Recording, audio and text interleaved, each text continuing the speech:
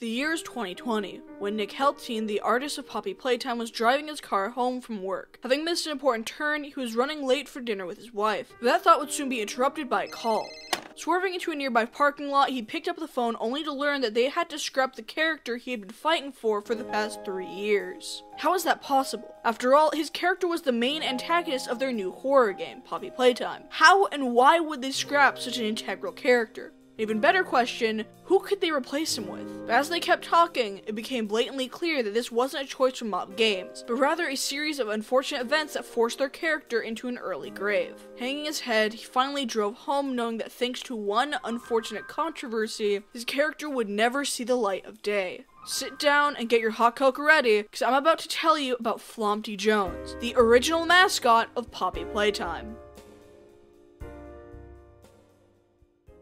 Originally starting as a Kickstarter campaign, Poppy Playtime was first thought up by game director Isaac Christopherson. Seeing most horror games as walking simulators, he came up with his own idea. The game would take place in a toy factory where you would use a sticky hand-like toy to get around and complete puzzles. However, it needed more, and so he went to his friend Ben Pavlovitis in hopes of coming up with some character designs. First, they knew the game needed a goal, and so they created Poppy, though in her first iteration she was meant to look more princess-like, with one of the first designs being inspired by Pippi's main character, though the big problem was creating an antagonist.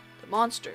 And this was something they took a long time deciding. First, they decided to start with the basic design characteristics and go from there. They went with something tall and lanky, made it fluffy to fit with the toy theme, gave it a crescent-shaped head as the princess design of Poppy was planned to have a sun theme, but then came the most important part. What would its colors be and what's its name? It was just then that Nick Helteen came into the room. After being let in on what they decided so far, Nick had the perfect idea. Taking a sticky note, he quickly drew up this drawing and named it Flompty Joans. Flompty Joans was a lanky character with a tilted crescent-shaped head and 2 wonky eyes. He had a chest cavity very similar to what the smiling critters would later have, only this one would trap people inside with a mess of teeth and metal. The name Flompty Joans comes from a wide variety of things. Firstly, Flompty was a derivative of Flumpty, who itself is a derivative of Humpty Dumpty, an egg who falls off of a wall and cracks, having to be put back together. Flompty was a light eggshell color and was planned to fall much like Huggy does in the final game, but this was far more tied in with Flompty as Flompty's head, being made of porcelain, was meant to shatter on the way down, hence the name. Secondly, the name was also a derivative of Sloppy Joes, which are notoriously messy food. The idea being that the jump scare would be especially gory, showing the player being crammed into the tight space and mauled to death, and when responding, a blood stain would be left where you last died, showing how far you got in the vent chase your last time around. And lastly, Joans comes from the fabric store of Joans, a rather popular fabric place founded in Oklahoma where the brothers lived most of their childhood. Zach and Nick both quickly agreed to this character and began working on the game. In March 2020, they showed their early access project off at Super MAGfest Game Festival, allowing people to play a very early version of the game. The demo wasn't much but demonstrated some of the basic mechanics and, of course, the scene where a statue suddenly disappears while the player's back is turned. As people took turns playing, one player in particular took Nick to the side and asked about the character. Who, Flompty Joans? Of course, I want to know why he's named that. And so, he and Nick talked. But what he didn't know was that the man he was talking to was Ashley Buchanan, the CEO of Joans. You see, there's something pretty interesting about Ashley Buchanan,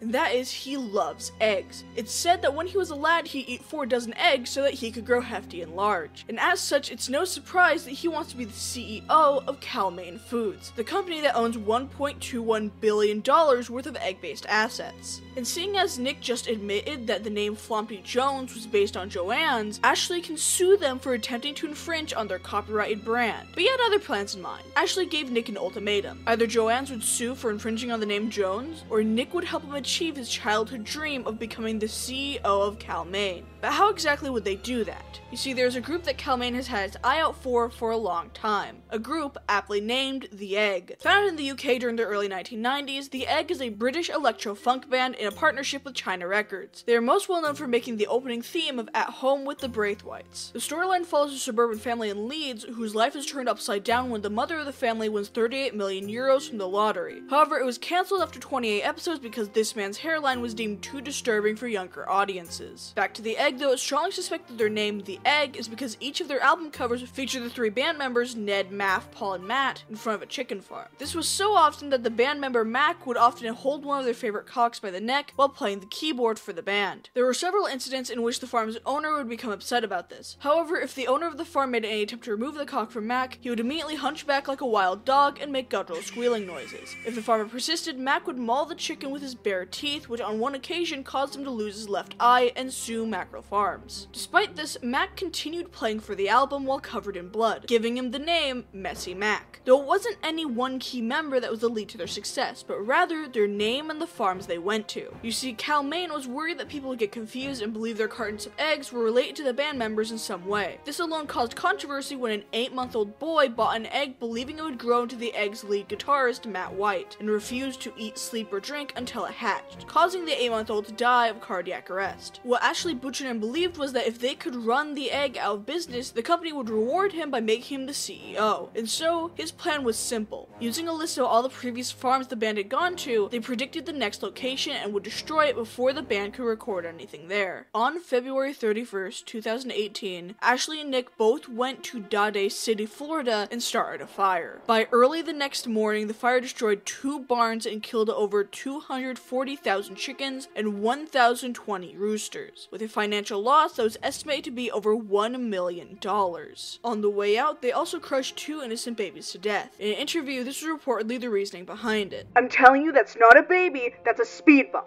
Here, I'll show you by running my Toyota Corolla over it at full speed." As well as, No, I swear, this time it's a speed bump. However, the egg created their next album without a hitch. But how could this be? Well, the farm that Ashley and Nick went to wasn't just any farm. It was a Cal Main farm, the farm responsible for all of their egg production. This resulted in Ashley Buchanan being arrested in 2019 after going on the run for the better course of a year, eventually pleading insanity. When he was eventually sentenced to death row, he requested a 2-liter beer and a roast chicken. On the brighter side though, Nick just secured the naming rights to Flompty Joans, his character. His baby, his speed bump, was saved. Entering back into the office, his co-workers were surprised, mostly because he was gone for the better part of 2 years, and they all assumed he died at the game festival. But lucky for him, he was still on payroll, and they continued working on the game all throughout 2016. But that wasn't the end of the struggle Flompty Jones would be facing in the upcoming months. A few months later, on a rainy Monday morning, Zack Schneider got a call from #1 New York Times best-selling author Charles Soule. You see, Zack and Charles Soule were best buddies from back in college, when they both majored in jazz studies at the Berklee College of Integral Sciences. Nowadays, the two come together for totally platonic lunch dates at Subway. Today, though, the two talked about something rather different. Charles Soule created a comic called 8 Billion Genies, where everyone on Earth suddenly gets a genie and one wish. However, the problem lies with one of the issues. In issue 37, someone makes a wish that the moon had a face, a huge mouth filled with teeth, and would eat anything that gets close to it. Just like me, for real. Because the whole moon is both its body and face, you could say that it has a mouth on its chest. And because of this, many people began accusing Charles of having copied the brief character from Poppy Playtime's Flompty Jones. This, in turn, forced his hand, and so the two talked tensely over a fine plate of Argwalla. Charles came to Zack and said, "Zack, what are you doing to this baby girl? I thought we had something." And then Zack rubbed his face and said, "Shh, I got this, I'll handle this." And then Charles said, "What'll happen to us when your wife finds out?" And then Zack said, "Shh, nobody needs to know about our affair. History will forever see us as brothers or something." And then Charles said, "Thank you, Big Papa. You're a good Christian boy." And then he said, I know. And then Zack started the crescent or something. But there was yet another problem. And this time, it was because of those damn millennials. Around the time, there was a massive pushback on non-cruelty-free dyes, makeups, and clothing. And with all the recent PR scandals the company was facing, they couldn't risk another. But what was the issue this time? Well, the eggshell color used for Flompty Jones' design is specifically pure eggshell, which can only be properly made by crushing white dogs. Specifically, the cute kind. The one that your mom finds on their Facebook feed that definitely aren't either AI generated or thrown off a bridge so they can get if you like saving it. In order to create this color, they inject them with the needed chemicals, put them into one of those wine crushing baskets, and then let Messy Mac from the hit band The Egg have at them. As a matter of fact, this is a photo of my rescue dog Finch, and this is his hormonally enhanced brother Hank. Either way, this uprising and demand of a cruelty-free eggshell resulted in several riots outside of Subway. This terrified Zack. If Subway was destroyed, they'd have to go to Jimmy John's, which sucks ass. And so, Zack was forced to fold to the demands. But what now? They're about to release the game, and needed to release it before their showing at Nintendo Space World 1989. But they had no choice. Flompty Jones needed to go. So with a heavy heart, He called Nick to tell him the news. Nick, having been driving home to his wife, became so enraged by this that he crashed his car into the nearby orphanage, which would later become the inspiration for the crane crash at the start of Chapter 3. This would cause a concussion and eventually put him in a coma for 36 years until he woke up in August 2021. He rushed to the office, still mourning the loss of his beloved creation, and so too was the rest of the team, as Mob Games had no idea what to do. Creating many designs, none of which captured the feelings they had for the original, but Nick had an idea. If they just made the character model a different color and changed a few of the details, maybe it could work, and maybe Miguel wouldn't notice. Although it pained them, they did so. But the name Flompty Joans didn't make sense anymore. He no longer had his crescent-shaped, egg-colored head. He no longer had his sloppy stomach. Who was he? They weighed their options and eventually settled on making the character blue, seeing as the dyes used for that uses crushed sugar gliders instead. But without a name, how could they sell merchandising to help get back the cost of the game's long development cycle? They eventually settled on the name Huggy Wuggy, as in Nick's absence they bought a bunch of letter NFTs and had just enough to make that name. Eventually, the official trailer of the game was uploaded in September 2021 with the new character, but the damage could be felt all across the company. And so, with the extra change he still had in his pocket from when he went to Subway, he reached out to the Euphoric brothers and begged, pleaded with them, please, carry the legacy of Flompty Joans and let his name be a legacy carried on for years. And then they created Egghead Gumpty, sending Nick into an alcoholic spiral, fueled both by his failure of Flompty Joans and being partially the reason for his name to be ruined and forgotten. In 2013, he died of, and then he died.